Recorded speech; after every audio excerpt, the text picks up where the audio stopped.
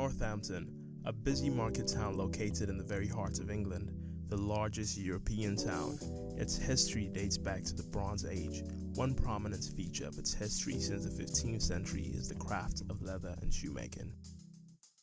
What we're trying to do is to have a joint collaboration with the University of Northampton, in which students from different and diverse fields from both these institutes with backgrounds in cognitive sciences, design, engineering, media and journalism are coming together to document two heritage crafts which are available in India. One that focuses on mojri, which is a leather footwear worn by certain communities in India, which is about 3,500 years old. And the second one is the fragrance industry, which is rumored to be about 5,000 years old, called the itra or attar. Both these names are used.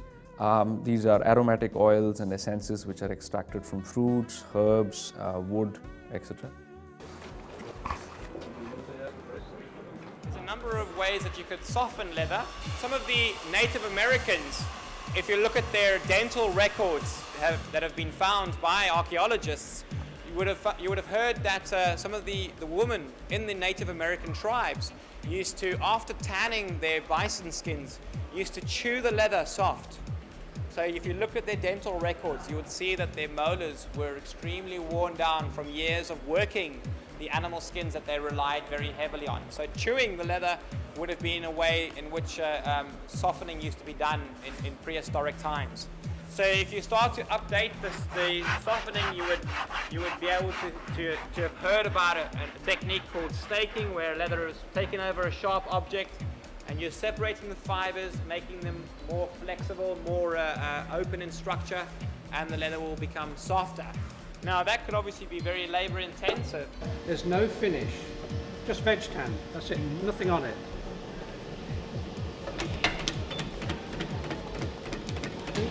Glazing. This piece here is, once it's been dyed and softened, staked.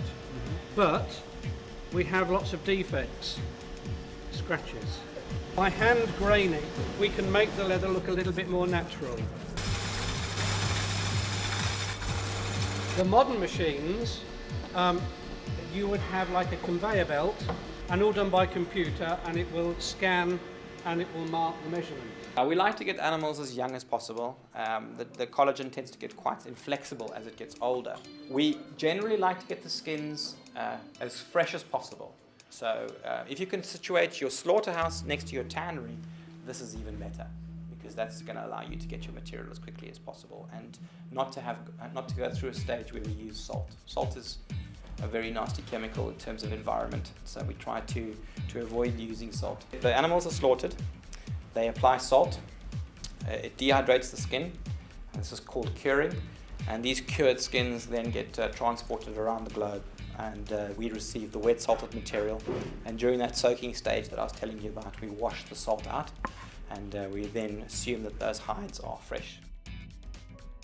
Northampton's history is so entwined with shoes that there is a museum dedicated to celebrating this heritage of shoemaking. So, my name is Rebecca Shawcross and I'm the shoe curator here at the museum. So we've been collecting shoes since 1873, and in that time we've gathered together probably about 13,000 examples. And as you can see, we have some here. Now we have a main run of shoes from about 1600 up to the present day. We do have earlier shoes, so we have Egyptian footwear from 1000 years BC, they're our earliest. We have Tudor and medieval, and obviously a lot of the collection relates to Northampton and the county and its important role in shoemaking.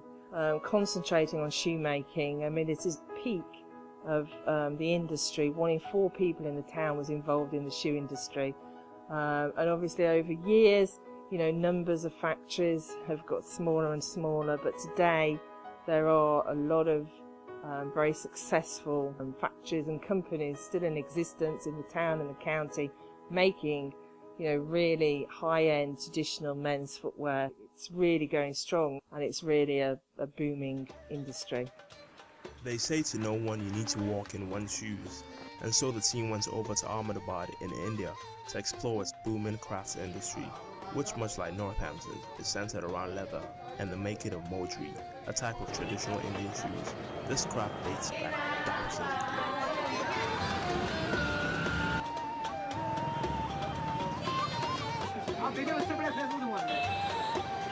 Mainly कौन सा material use किया मतलब camel leather होता है। लेकिन ये आपने cushion add किया है तो ये एक तो कुशन कुछ क्या होता है कुशन पैडिंग होता है sir, actually foam type material होता है। अच्छा फोम टाइप तो मटेरियल इंसर्ट लगाते हैं देन उसके ऊपर लेदर लगा देते तो, हैं। तो उसकी वजह से मतलब एटलीस्ट वो तो कंफर्टेबल हो गया, लेकिन अभी जैसे मैंने पहना तो मेरे को अनकंफर्टेबल जो लगा ना कि एक तो आगे से ये जो नैरो हो जाता है ना, वैसे आपको थोड़ा सा टाइट लगेगा। हाँ पहनोगे ना थोड़ा, इसके बाद लूज होगा। अच्छा और कुछ क्या हम लोग कर सकते हैं ताकि और कंफर्टेबल हो? इनसाइड ऑयल लगा सकते हैं। अच्छा तो पैर वाटर में डालकर देन पहन सकते हैं इसको। लेकिन ऐसा नहीं होता कि लेदर में पानी डालने से ख़राब हो जाता है लेदर? नहीं ऐसा नहीं होता, एक्चुअली लेदर में ही पानी में डालकर ही बनाया जाता है इसको लेदर। डिज़ाइन वाइज आप नए कस्टमर को अट्रैक्ट करने के लिए आप बोल सकते हो आपके मैन्युफैक्चरर दादा परदादा है उनको कि कुछ डिज़ाइन में अलग अलग चेंज नहीं होगा। डिज़ाइन जो चला आ रहा है डिज़ाइन कलर को एडिट भी नहीं कर सकते। पुराना चला आ रहा है ना इस चीज़ को, उस चीज़ को चेंज नहीं कर सकते। अच्छा सब हमारे लोकल दादा जो होते हैं ना, ग्रैंडफादर, ये लोग बनाते हैं घर में। दिन का एक चीज़ मैन्युफैक्चर होता है। After learning about the history and purpose of modries, we explored how modries are made and discovered the processes of this ancient craft is similar to the processes we know of shoemaking in Northampton. Majari making is a crafts enterprise commonly produced by family-run small businesses passed from generation to generation. Ashok and Mukesh Gujjar are brothers who produce majaris for a living. The tradition of majari making is one that has been going on in northern India and some parts of Pakistan for over 3,000 years. In the early days of the tradition, majaris were made exclusively for the elites and the royalty. However, today they are available for the masses who use them for traditional events. The processes of majari making involve gluing, stitching, hammering, and cutting with great precision. All these processes are done by hand. Majaris are traditionally made with vegetable tan camel hides. However, other sources of leather are commonly used.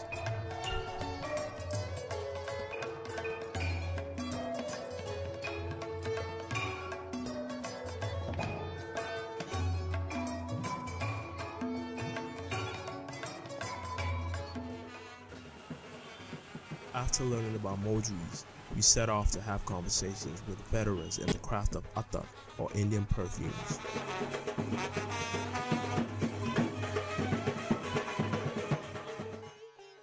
We are in this business since last 80 to 90 years. Attars, Indian attars. I am talking about Indian attars. I am not talking about foreign perfumes.